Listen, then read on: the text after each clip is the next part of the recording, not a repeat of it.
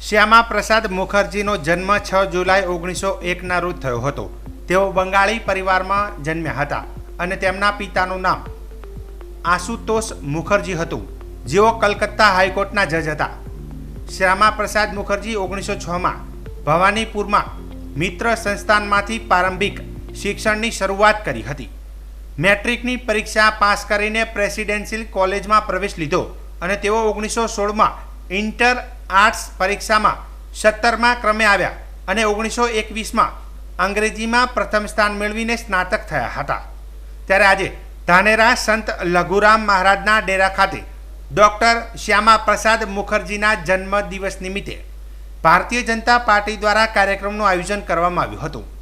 આ પ્રસંગે ભારતીય જનતા પાર્ટીના આગેવાન કાર્યકર્તા અમૃતભાઈ દવે કાર્યક્રમ નિમિત્તે શ્યામા પ્રસાદ મુખર્જીના જીવન ચરિત્ર વિશે માહિતી આપી હતી. આ પ્રસંગે ધાનેરા બીજેપી શહેર પ્રમુખ તરુણભાઈ મોદી, મહામંત્રી જે.બી. રાજપૂત, રાજુભાઈ ત્રિવેદી, યુવા મોરચાના યુવાન કાર્યકર્તાઓ, મહિલા મોરચાની બહેનો તથા આશાબેન પટેલ, રમેશભાઈ તુવર તથા મોટી સંખ્યામાં કાર્યકર્તા ભાઈ બહેનો હાજર રહી શ્યામા પ્રસાદ મુખર્જીની તસવીર પર ફૂલ અર્પણ કરી જન્મદિવસની શુભકામનાઓ વ્યક્ત કરી હતી.